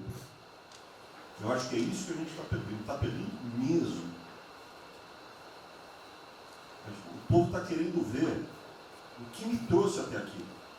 Eu, por mim, botava esses vagabundos todos na cadeia. Começando no STF. E é isso que me choca. É só isso, presidente. Eu realmente acho que toda essa discussão de vamos fazer isso, vamos fazer aquilo, eu vi muitos ministros que chegaram, foram embora. Eu percebo que tem muita gente com agenda própria. Eu percebo que tem, assim, tem um jogo que é jogado aqui, mas eu não vim para jogar o jogo. Eu vim aqui para lutar. E eu luto e me ferro. Eu estou com um monte de processo aqui no Comitê de Ética da Presidência. Eu sou o único que levou processo. É um absurdo o que está acontecendo aqui no Brasil. A gente está conversando com quem a gente tinha que lutar. A gente não está sendo duro bastante contra os privilégios, contra o tamanho do Estado. E eu realmente estou aqui de peito aberto, como vocês sabem disso. Levo tiro, odeio o Partido Comunista. Que está querendo transformar a gente numa colônia. Esse país não é. Odeio o termo povos indígenas, odeio esse termo, odeio. Povos ciganos, só tem um povo nesse país. Quer, não quer ser que é povo brasileiro, só tem um povo. Pode ser preto, pode ser branco, pode ser japonês, pode ser descendente de índio, mas tem que ser brasileiro, pô. Acabar com esse negócio de povos e privilégios. Só pode ter um povo. Não pode ter ministro que acha que é melhor do que o povo, do que o cidadão. É um absurdo, a gente chegou até aqui. O senhor levou uma facada na barriga. Fez mais do que eu, levou uma facada. Mas eu também estou levando qualidade e estou correndo risco. E fico escutando esse monte de gente defendendo privilégio, teta. Entendeu? É isso. Negócio, empréstimos. A gente veio aqui para acabar com tudo isso, não para manter essa estrutura. E esse é o meu sentimento extremamente chateado que eu estou vendo. Essa oportunidade se perder. Eu sou, evidentemente, eu estou no grupo dos ministros que está mais ligado com a militância. É evidente que eu era um militante. Eu estava militando de peito aberto, continuo militando, do ponto de vista de carreira. Eu poderia ter tentado me dar bem. Não foi isso que eu fiz. Não foi isso que eu fiz. Sei que isso daqui é um palácio, existem intrigas palacianas, estou sendo muito franco. E a gente pode sim perder a liberdade, perder esse país. Ninguém vai se dar bem se a gente perder esse país. Quem vai se dar bem são pouquíssimas famílias. Pouquíssimas famílias. Não se iludam. Não se iludam. É isso. Deixa eu complementar aqui. O que o Ventório está falando, estou com 65 anos, a gente vai se aproximando do que não deve. Eu já tenho me policiado tocante a isso daí. São pessoas aqui em Brasília, os três poderes, que não sabem o que é povo. Eu converso com alguns, não sabem o que é um feijão com arroz, não sabem o que é um supermercado, esqueceu. Acho que o dinheiro cai do céu. Eu estou com meus privilégios garantidos, meus 100 mil por mês, em média, 100 mil por mês, né? Legalmente. E acho que isso não vai acabar nunca. Como alguns acham que a liberdade, qual é desse cara? Tá maluco? Eu estou vendo mais antigo aqui, o Joelino aqui. Ele sabe o que foi 64. Muitos aqui não sabem.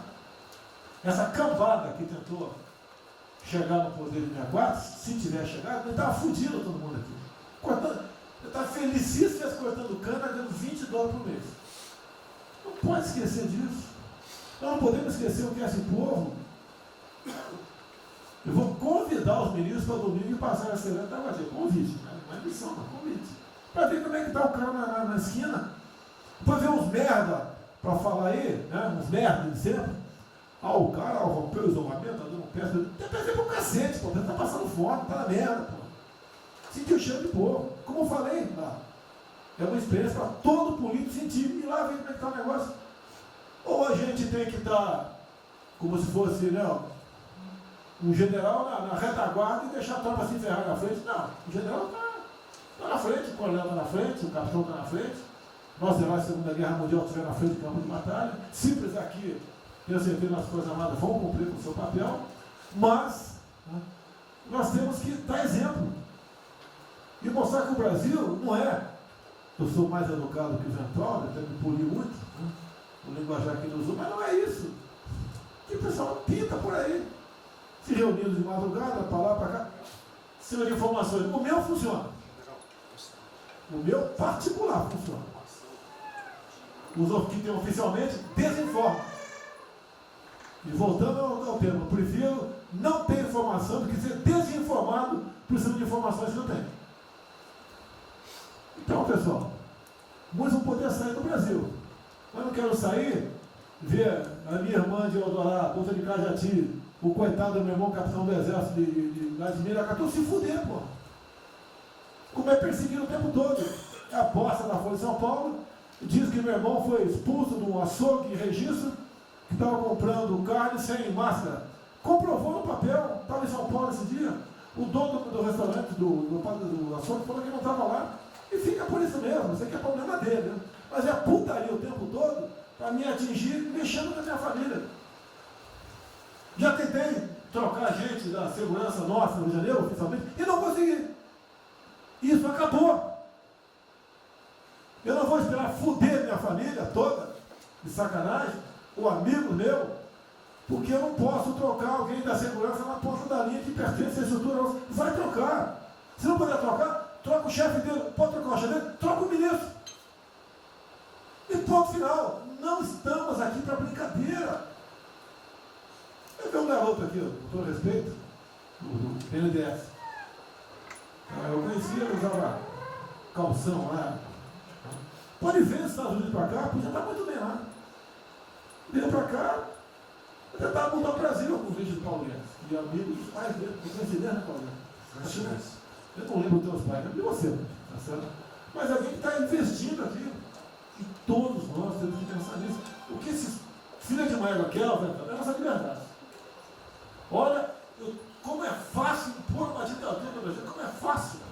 O povo não é delicado. Por isso que eu quero, de ministro da Justiça, ministro da Defesa, que o povo se arme.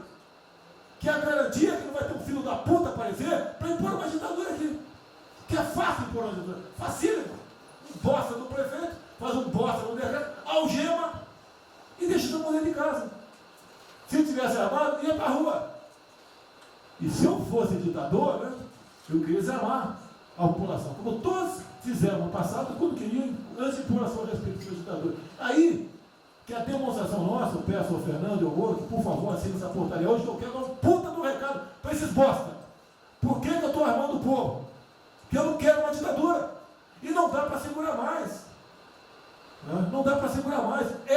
Quem não aceitar as minhas bandeiras, Damares, família, Deus, Brasil, armamento, liberdade de expressão, livre mercado, quem não aceitar isso está no governo errado. Espere para 22, né, o seu Álvaro Dias, espere o Alckmin, espere o Haddad, ou talvez o Lula, né? E vai ser feliz com eles, pô. No meu governo está errado. É escancarar a questão do armamento aqui. Eu quero todo mundo armado. Que o povo armado jamais será escravizado.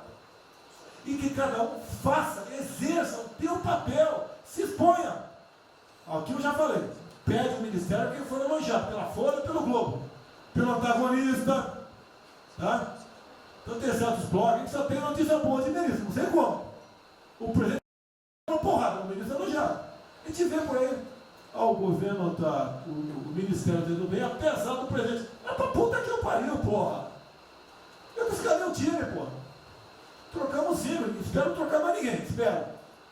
Mas nós temos que, na linha do Van Trump, de forma mais educada um pouquinho, tá? se preocupar com isso. Que os caras querem é a nossa hemorroida, é a nossa liberdade. Isso é uma verdade. O que esses caras fizeram com o vírus, esse bosta desse governador de São Paulo, esse estrume do Rio de Janeiro, entre outros, é exatamente isso. Aproveitaram o vírus, está um bosta do prefeito lá de Manaus agora, abrindo cobras coletivas. Um bosta, que quem não conhece a história dele, procura conhecer, que eu conheci dentro da Câmara do meu lado. E nós sabemos que a ideologia dele e o que ele prega. E que ele sempre foi. O que está aproveitando agora, um clima desse, para levar o terror no Brasil. Então, pessoal, por favor, se preocupem, que é mais importante que a vida de cada um de vocês, que é a sua liberdade. Se não me preso, não vale porra nenhuma. Bom, presidente, esses valores, esses princípios, e o alerta do Grande é válido também, como sua evocação, é que realmente nós estamos todos aqui por esses valores. Estamos aqui por esses valores. Nós não podemos esquecer disso. Nós podemos conversar com todo mundo aqui, porque é o establishment, porque nós precisamos dele para provar coisas, mas nós sabemos que nós somos diferentes. Nós temos noção que nós somos diferentes deles. E quando eles cruzam a linha, a gente solta a mão e sai andando sozinho. Enquanto eles estiverem no trilho conosco, no caminho de fazendo as reformas que nós prometemos, nós estamos juntos. Mas que o cara soltou a mão, passou por lá de lá, deixa o cara sozinho, a gente continua sozinho e vai procurar outra conversa, em outro lugar. Então, eu acho que manter essa ideia que nos trouxe aqui, e eu tenho dito isso em todo lugar, e lá fora, eu converso, semana passada eu conversei com os ministros da Fazenda de G20, conversei com os ministros também de Economia dos BRICS, e a mensagem que eu levo é sempre a mesma: o Brasil vai surpreender o mundo. Vocês duvidaram da nossa democracia, duvidaram do nosso presidente é democrata e vai fazer as mudanças. E aprovamos a reforma da Previdência no ano passado, enquanto os franceses fizeram passeadas com outra reforma da Previdência. Agora, não é uma coisa, por exemplo, nós vamos continuar aprofundando as reformas, nós vamos seguir. Eu conheço todas as histórias de reconstrução por profissão, obrigado a estudar isso, a reconstrução da Alemanha, na Segunda Guerra, a Primeira Guerra com Chaves, a Segunda Guerra com o Ludwig Erhard, a reconstrução da economia do Chile com os caras de Chicago, todos os casos, no caso da fusão das duas Alemanhas, eu conheço profundamente, no detalhe, não é de ouvir falar, de ler 8 livros sobre cada reconstrução dessa. Então, eu li James 3 vezes no original antes de eu chegar a Chicago. Então, não tem música, não tem dogma, não tem blá blá blá. Tem estudos sobre todas as ocasiões. E nós demos uma demonstração disso quando nós estávamos indo numa direção norte, com as reformas estruturantes, e de repente, em 3 semanas e meia, nós fomos para o sul. Nós fomos elogiados hoje lá fora, semana passada, todo mundo elogiando, fazendo referência, que o Brasil está à frente de todos os emergentes, e Paris passou ali, só está atrás um pouquinho dos Estados Unidos. Os Estados Unidos está naquele caso, que é um cara que tem a moeda forte, ele tinha 1 trilhão para cada problema que ele tem, e ninguém reclama. Fizemos vários programas antes dos alemães, vários programas antes dos ingleses, vários programas, de todo tipo. Então, se não existe algo aqui, é dogma. Existe capacidade de trabalho com um grupo extraordinário que eu tenho. Então, nós atacamos em todas as direções. Primeiro, o campus foi lá e reduziu os compulsórios, 200 milhões. Logo depois, nós não tínhamos espaço constitucional, fizemos antecipações de benefícios e diferimento de impostos, porque não tinha espaço constitucional. Logo depois, tivemos espaço pelo Supremo e pelo Congresso. Entramos nas constitucionais, gastamos 300 e poucos bilhões, que não é muito. Tem uma ideia, o último déficit do governo Temer foi 160. Nós gastamos 300. Não gastamos tanto assim, mas atingimos 50 milhões de brasileiros, como diz lá o Pedro. 70 milhões de brasileiros. Lançando essa camada para os mais frágeis. Pegamos os idosos, pegamos as empresas, microcrédito, depois de 0 a 60 mil, depois de 360 a 10 milhões. Montamos um comitê de bancos, estamos lá com o Montezano agora fazendo justamente a reestruturação. Não vai ter molezinha para a empresa aérea, para nada disso. É dinheiro que nós vamos botar usando a melhor tecnologia financeira lá de fora. Nós vamos botar dinheiro, vai dar certo, nós vamos ganhar dinheiro. Nós vamos ganhar dinheiro usando recursos públicos para salvar grandes companhias. Agora nós vamos perder dinheiro salvando empresas pequenininhas.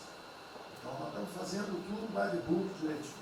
Na conversa com os ministros da Fazenda lá de fora, eu disse que nós estamos com um déficit extraordinariamente alto esse ano, da mesma forma que eles, está todo mundo na mesma direção, só que nós caímos no chão, então uma confusão, tiro, porrada e bomba, mas nós não perdemos a busca. A gente cai, levanta e sabe para onde nós temos que ir. Nós não vamos perder a busca. Nós sabemos dos valores, sabemos dos princípios, sabemos o que nós estamos defendendo. Estamos defendendo liberdade, liberdade econômica, liberdade política. Nós sabemos o que nós estamos defendendo. E estamos agora, no meio dessa confusão, derrubando a última torre do inimigo. Uma coisa é que nós vamos fazer a reconstrução e a nossa transformação econômica. A outra coisa são as torres do inimigo que a gente tinha que derrubar. Uma era excesso de gasto na Previdência, derrubamos assim decretando. A segunda torre era os juros estão descendo, vão descer mais ainda. O Campos tem o mapa já, estamos descendo. Então, para ter uma ideia, o ano passado, para esse ano, 120 bilhões a menos de juros. Um plano Marshall por ano. Sem Marshall, sem de juros a menos. Então nós sabemos, e é nessa confusão toda, todo mundo está achando que estão distraídos, abraçaram a gente, enrolaram com a gente, nós já botamos a granada no bolso do inimigo. 2 anos sem aumento de salário. Era a terceira torre que nós tínhamos que derrubar.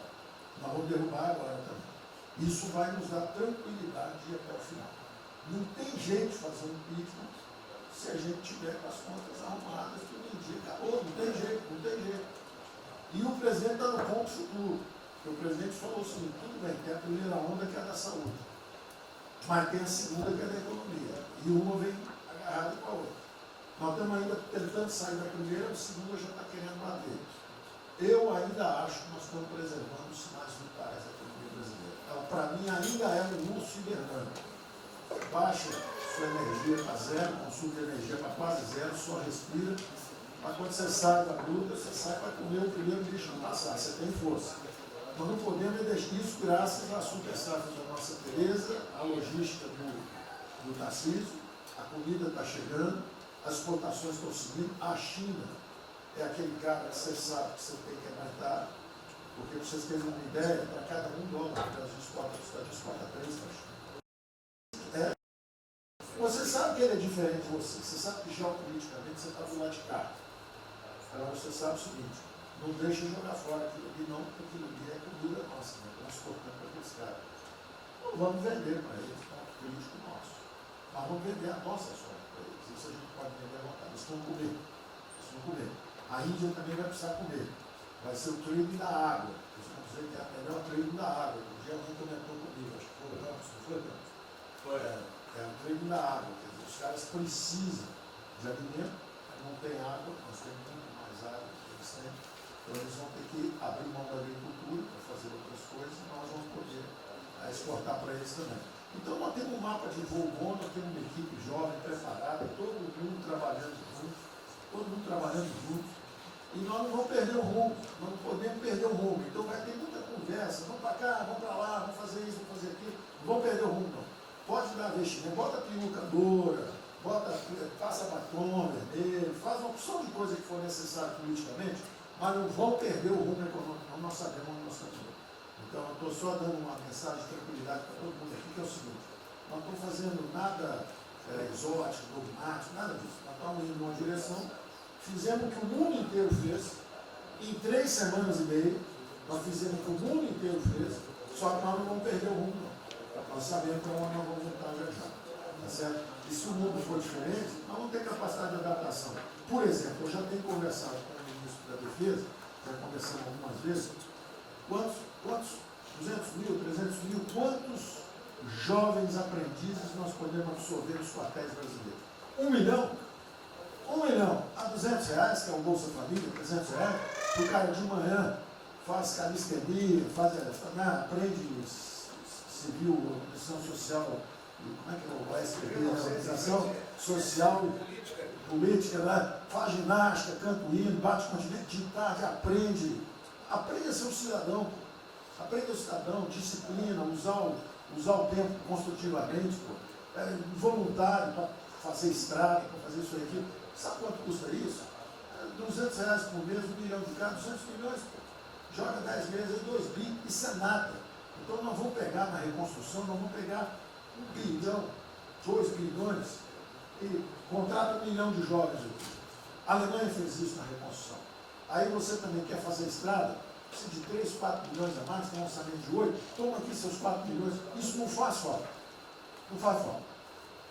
Não é isso o problema. A mesma coisa o nosso problema do jogo, lá nos recursos integrados, não tem problema nenhum, são milionários, executivos do mundo inteiro. O cara vem, fazem convenções, olha, o turismo saiu de 5 milhões de Singapura para 30 milhões por ano. O Brasil recebe 6. Uma pequena cidade recebe 30 milhões de turistas. O sonho do presidente de transformar o Rio de Janeiro em Cancún, lá nos Reis em Cancún, aquilo ali pode virar Cancún rápido. Entendeu? A mesma coisa Espanha. Espanha recebe 30, 40 milhões de turistas. Isso é uma cidade da Ásia. Macau recebe 26 milhões hoje na China. Só por causa desse negócio. É um centro de negócio. É só maior de idade. O cara entra, deixa a grana lá, que ele ganhou anteontem, ele deixa aquilo lá, bebe, sai feliz da vida. E ali não atrapalha ninguém. Não atrapalha ninguém. Deixa cada um se fuder. Damares, o presidente fala de liberdade. Deixa cada um se fuder do jeito que quiser. Principalmente se o cara é maior, vacinado e bilionário. Deixa o cara se fuder. Lá não entra nenhum brasileirinho. Não entra nenhum brasileirinho desprotegido. Se a CGU tiver como controlar a entrada e a saída do dinheiro. Isso, então vamos lá. Se não tiver como lavar dinheiro sujo. Então, só para terminar as observações também finais ali, o Campos falou duas coisas também interessantes. Então, o Campos falou duas coisas interessantes ali. Uma é o seguinte: o estrangeiro para vir para fazer investimento, eu recebi o embaixador, já reportei isso para o presidente, eu recebi o embaixador dos Estados Unidos e ele veio conversar conosco. E a mensagem maior dele era uma só. Assim, ó, nós queremos um bom ambiente de negócio. Nós vamos colocar centenas de milhões de dólares. O mundo inteiro quer investir no Brasil. Agora nós precisamos de um bom ambiente de negócio. Simplificação de impostos, segurança jurídica, coisa desse tipo. Né? Então, o secretário do Comércio americano, que é o Wilbur Ross, o cara me disse o seguinte: eu só tenho um conselho para vocês. Vamos aderir ao GPA, é o General Purchasing Agreement, que é o seguinte: é um acordo, nós com a entrada na OECD, nós assinamos esse acordo, e esse acordo diz o seguinte: não pode haver nenhuma compra governamental sem transparência. Acabou. Então não basta a gente fazer isso, quer dizer, não vai fazer concorrência para concessão, privatização. Então nós já estamos na pista certa, já estamos indo na direção certa. Só uma informação sobre isso aí. Eu fiz uma reunião com o pessoal da CDE essa semana, agora foi semana passada, falando do nosso interesse. Eles falaram que já nos consideram da CDE. Sim. Tá? Então os ministérios, estou falando isso porque vários ministérios têm uma pauta a cumprir. Vamos continuar nisso porque vamos dizer, a impressão foi excepcional. Isso, só um dado aqui do ACDE, rapidamente do ACDE, estamos com apoio. Não, o embaixador disse isso. O embaixador disse: nós não podemos perder a oportunidade do presidente estar tão próximo aqui. Os nossos dois presidentes estão próximos. Nós não podemos perder essa oportunidade. O presidente da OCDE disse que realmente os Estados Unidos, que eram, vamos dizer assim, tinha uma certa objeção, agora já está favorável. Isso é real. Ministro, é só um dado: a OCDE, 90% dos países que hoje integram a OCDE já contam com os resorts integrados. Os outros 10% são muçulmanos. 88% tem um ensino domiciliar. Então a gente vai entrar para a MD hoje lá, tá? Vamos escolher. Vamos escolher. Pronto, obrigada.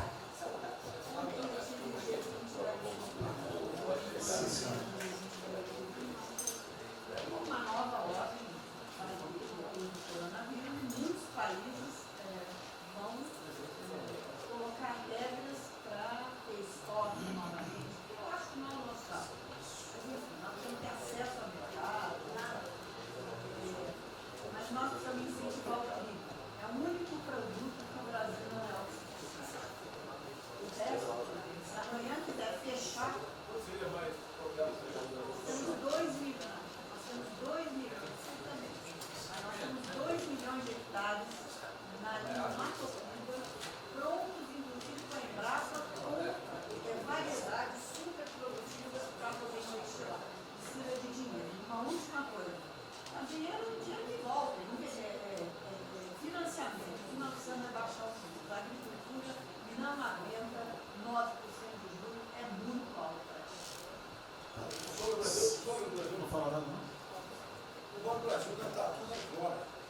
O Banco do Brasil não está tudo em cobra, não precisa nem privado nem público.